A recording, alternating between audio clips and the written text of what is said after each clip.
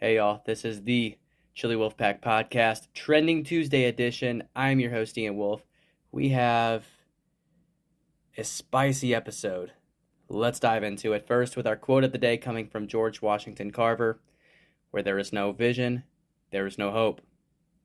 CBS is canceling the Late Show with Stephen Colbert when his contract ends next May, despite being ranked the highest rated late night talk show. CBS stated the show was canceled for financial reasons. However, we have interesting timing, folks. The decision by CBS came 3 days after Colbert criticized a $16 million settlement between President Trump and Paramount Global. Paramount Global is a parent company of CBS. Colbert told his audience last Wednesday on air, and I quote, "Next year will be our last season. It's the end of the Late Show on CBS. I'm not being replaced. This is all just going away." And the audience responded with boos and groans. The audience wasn't pleased. Colbert responded, and I quote, "Yeah, I share your feelings too. In eternal perspective, the world has different priorities than God does, and many eternally insignificant things are compelling for a season. These things may not be wrong to follow, but neither should they consume our attention." And from 1 Corinthians chapter 10, verses 23 and 31. Everything is permissible, but not everything is beneficial. Everything is permissible, but not everything builds up. So, whether you eat or drink, or whatever you do everything for the glory of God. On to finances here. Bitcoin briefly topped $123,000 per share last Monday, which is a new all-time high, and Bitcoin is up 85% over the last year, in hopes that this week will bring regulatory clarity to the industry. The House is considering 3 bills that promise to bring more regulation to crypto. First is the Genius Act, which would establish a framework for stable coins, digital tokens tied to tangible assets, such as the US dollar. The Clarity Act would give regulatory oversight of different crypto assets to the SEC and Commodities Future Trading Commission.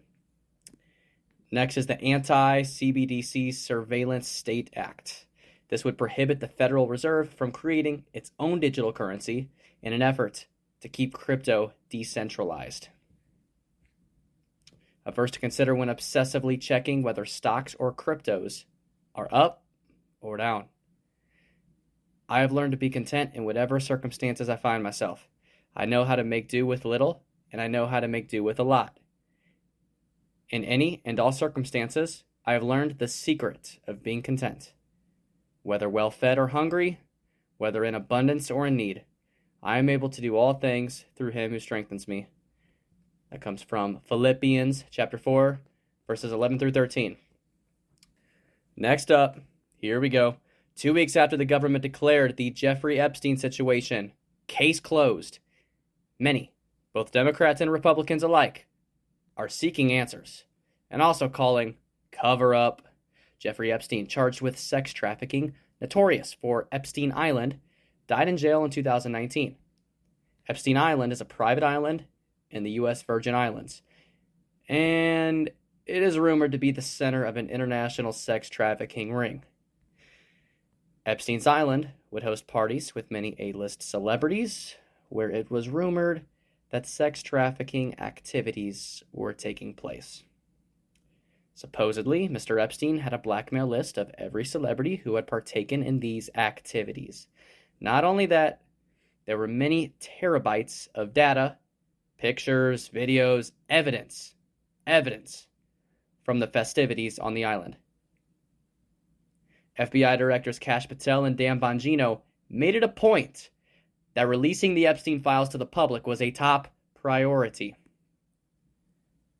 President Trump told Attorney General Pam Bondi to seek the release of Epstein's grand jury transcripts. Deputy FBI Director Dan Bongino, who is former NYC Police and Secret Service agent, he's also clashed with Pam Bondi, Attorney General, over the files being withheld from the public. Speaker Mike Johnson, Republican from Louisiana, he's requested the Department of Justice to release its files on Epstein. And right-wing influencers such as Megyn Kelly, Laura Loomer, they are still demanding answers. I mean, folks, aren't we all? Calls for transparency are growing. However, legal experts say the transcripts, the documents, the evidence are unlikely to be unsealed and released due to strict secrecy rules. Okay, that was a lot.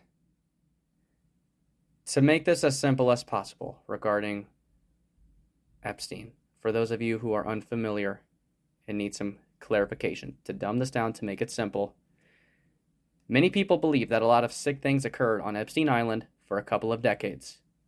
Whistleblowers, politicians, well-respected influencers, among others, have cited that there is loads of evidence, and it is just a matter of time before the evidence was released, and the bad guys were thrown in jail. The kicker is that a lot of A-list Hollywood celebrities were supposedly involved in these sickening, grotesque activities. These people with almost unlimited money, power, influence have certainly played a role in keeping this covered up. Because if it's released, their career is done. It's gonzo. Their reputation is disgraced. They're destroyed. If it's found that they were among the people who was partaking and basically sex trafficking, child sex trafficking, it's a whole thing. So the fact that we were hearing for many months, if not many years, that there was loads of evidence, it's just a matter of time before it's released, and now suddenly they're saying, case closed? No evidence? Are you kidding me? So here's the question, or the questions. Was our leaders bribed off? Was our leaders blackmailed off? Or is the deep state much more powerful than we thought? Another thought that comes to my mind here is that the fire you play with when trying to expose the deepest, darkest secrets of powerful people who have very powerful friends. You're playing with real fire when you're trying to expose the deepest darkness. Playing with fire. When those people are very powerful people and do not want that darkness to come to light. Hear me out. Let me go a step deeper here.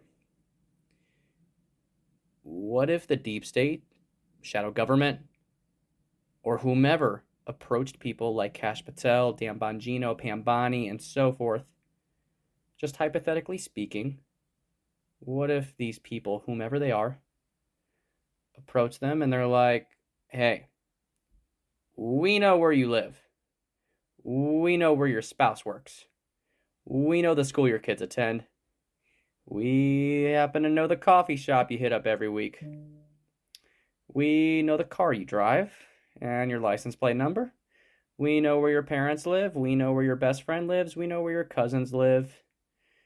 We know exactly what you do and where you are 24 hours a day, 86,400 seconds a day. And if you truly care about these people in your life, you're going to keep your mouth shut.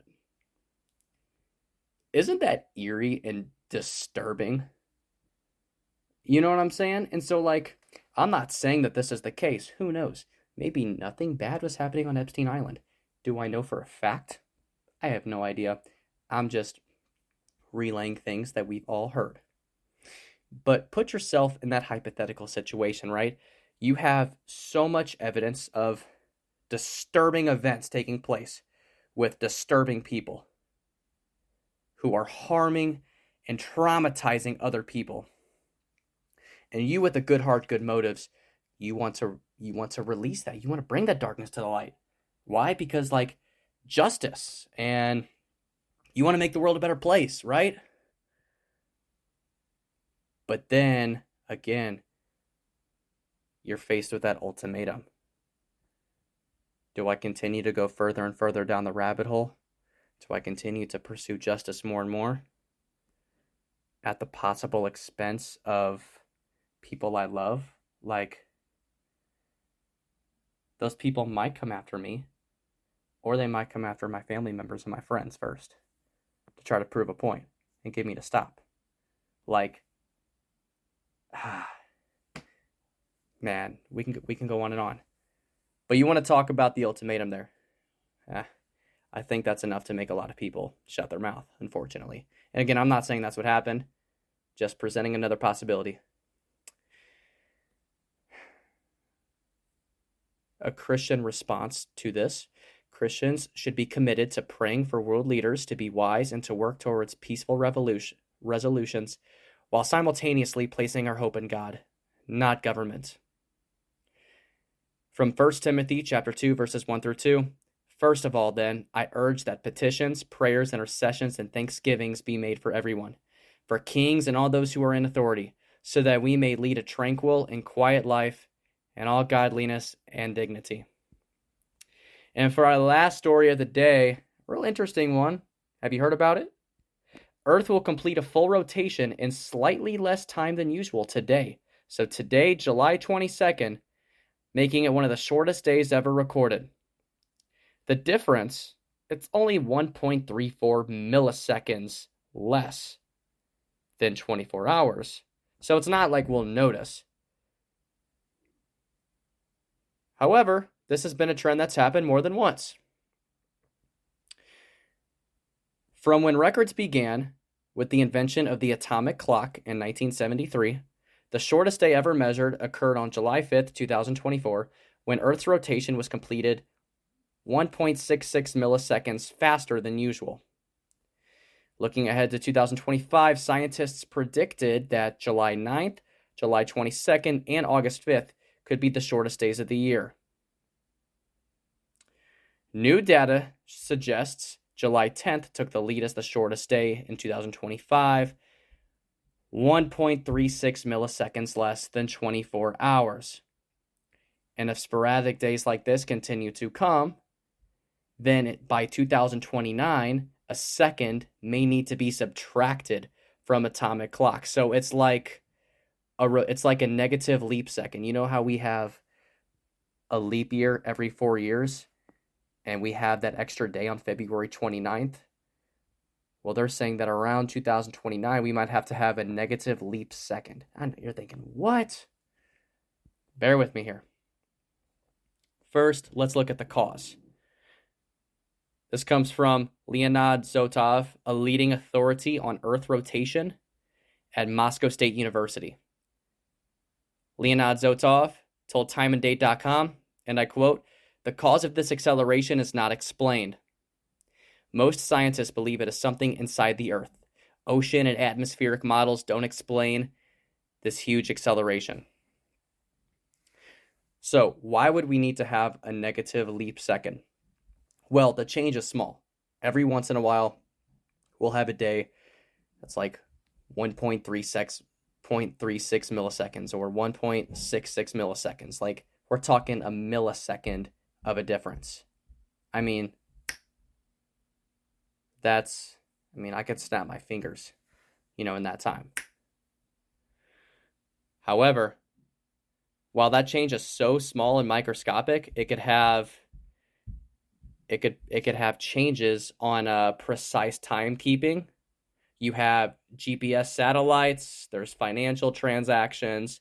So basically, while it may not make a difference right now, they're saying that over the next few years, if our Earth continues to have these slight differences over time, that compounds.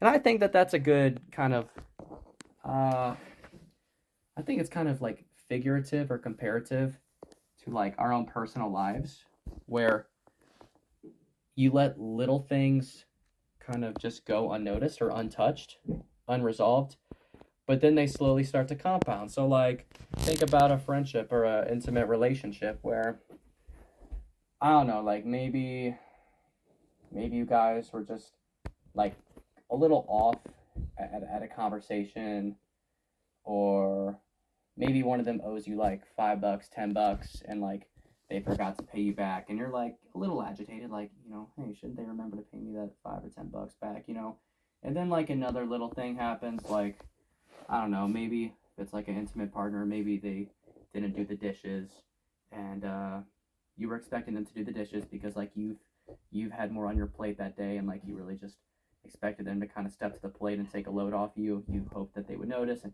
you didn't say anything because it's like not that big of a deal. Maybe you normally wash dishes, but like you were hoping they would step up to the plate that one time. And so like you see what I'm saying, over time, just little things that don't go addressed, eventually they start to compound, and next thing you know, there's 20 things on your mind that are you're boiling, you're hot. So many things on your mind because you didn't address it when it first happened. So I know we got off on a little bit of a tangent there, but moral of the story is might have a negative leap second within the next 5 years or so. Well, there you have it for Trending Tuesday on the Chili Wolfpack podcast. I'm your host, Ian Wolf. Ladies and gentlemen, if you enjoyed the episode, whether it's a comment or sharing this with someone, or even just shooting me a message to give some encouragement or constructive criticism, that is greatly appreciated. Also, if there's any topics that you would like to hear me speak about on the podcast next week, whether that be on a Trending Tuesday edition, so current world events, or maybe a Worship Wednesday, something from the Bible, maybe an issue, and like how can we relate scripture to a practical issue, Freestyle Friday. I mean, always open to ideas on Freestyle Friday. Any suggestions, I am down to hear it. So thank you guys for listening, and take care. Peace.